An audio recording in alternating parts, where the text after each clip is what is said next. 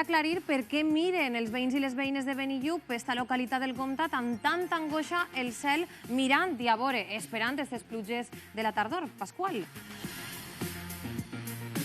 Així és, Àlex, s'acosta la tardor i amb ella les pluges i Benillup és un poble amb vistes a l'abisme. Penjant damunt del barranc de la Caraita des de fa uns anys i per això els veïns reben la tardor amb preocupació. Nosaltres ens acostarem al casc urbà per parlar amb veïnes i veïns i conèixer com viuen l'arribada d'esta estació, però serà d'ací a uns minuts, en directe.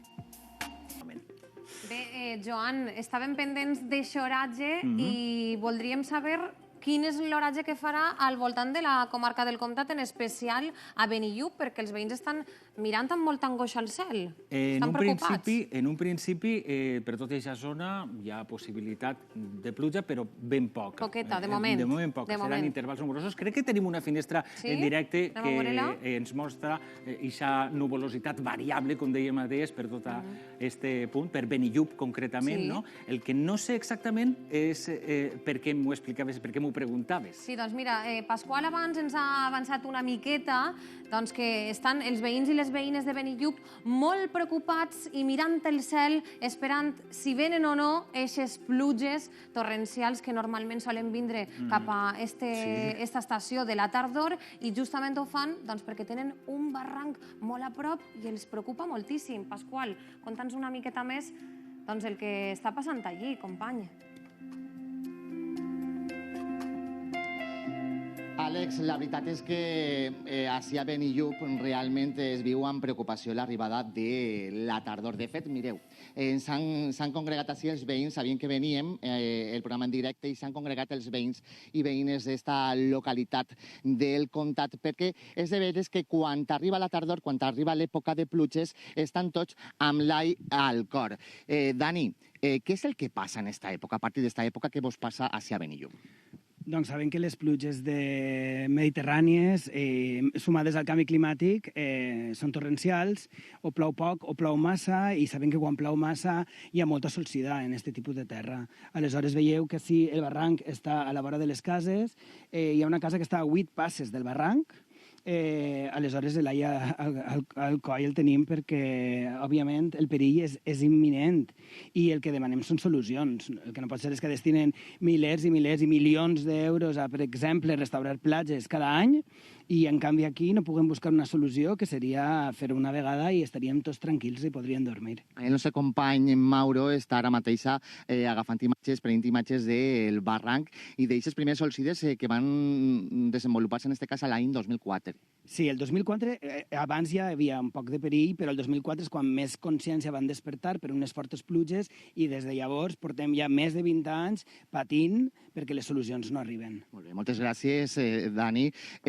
Veiem així els veïns i veïnes i observem perquè darrere d'ells, no sé si es pot observar, però tenim les cases. Pràcticament, Emília, a 10 metres, 10-15 metres de l'abisme, perquè és aixina, no? Més 10 que 15, diria jo. Però què és el que parlem? A veure, si jo ho he conegut de xicoteta, el poder baixar al barranc. Entonces ara ha desaparegut tot. El que està ben clar és que va desaparèixer el barranc. Entonces el que dic jo és que si hi ha solucions en altres llocs que han vist de posar un mur de pedra, l'únic que demanem és que així es faci el mateix. I a més tinc entès que n'hi ha un estudi fet que ens el diguen o el per què o el per què no. Esteu esperant aquestes solucions. És com el cas d'Anabel, perquè a mi m'agradaria saber quan arriben aquests moments i quan arriba aquesta època, com comentàvem adés, com se viu a les cases, com es viu? La veritat és que ho vivim amb molta por. La pluja fa falta, tots saben que fa falta, però a Benillup quan plou és de veres que ho vivim amb angoixa, perquè les pluges torrencials que acaben d'ocórrer a la resta d'Espanya, del territori valencià, si ocorreguera així, Benillup pararia baix al barranc. Per tant, ens agradaria eixir en la tele, ens agradaria celebrar que tenim una solució, que el barranc de Benillup per fi té una solució en condicions, un marge, és a dir, la solució que siga la correcta. I això seria una bona notícia, però ens dona la sensació que eixirem a la tele, però eixirem perquè haurà passat una desgràcia. I això és el que no ens agradaria que ocorrira. De moment esperem que no, que aquesta desgràcia no es produïsca i esperem que les solucions arriben pronte. Nosaltres, de moment, no ens n'anem de Benillup, continuarem així perquè hem de saber encara com ha acabat afectant a la resta de la població. Els ho contem ara després.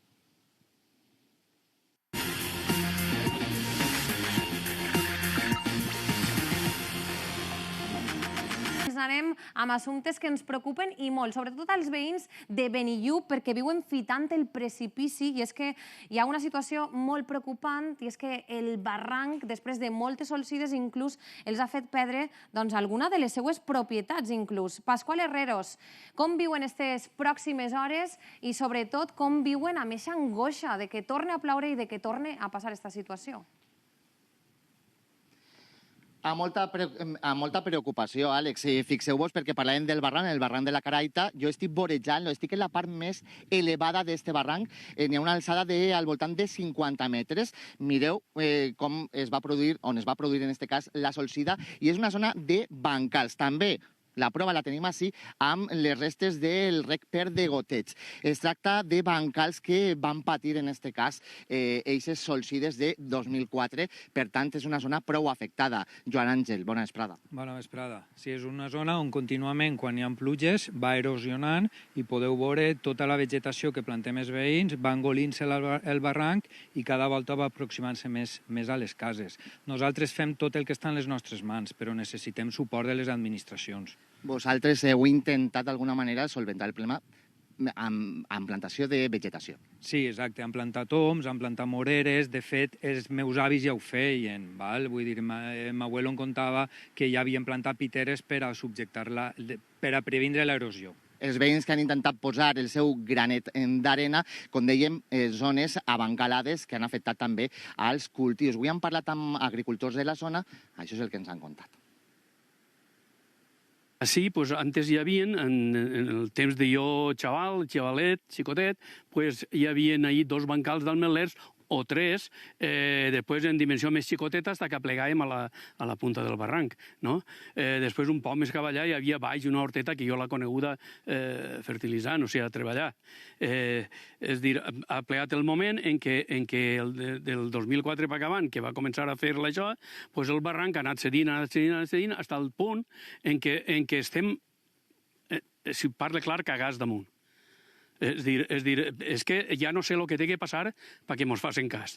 Mireu la barbaritat com és. Això ha sigut en les últimes pluges, perquè aquests arbres que hi ha així, baix en el barranc, estan així dalt on estem nosaltres. És dir, fixeu-se en lo poquet que ha plogut ara, que estem necessitats de que ploga, damunt d'això és que estem assustats. No volem que ploga, en la falta que mos fa. És de veres que mos fa molta falta.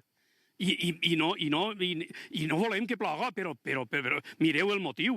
Així hi havia, perquè ara ja no queda res, hi havia una seca que era el desaugue del que venia dels bancals de dalt, s'esgolava que no anés als bancals estos. I per així desembocava en uns bancals que n'hi havia que així.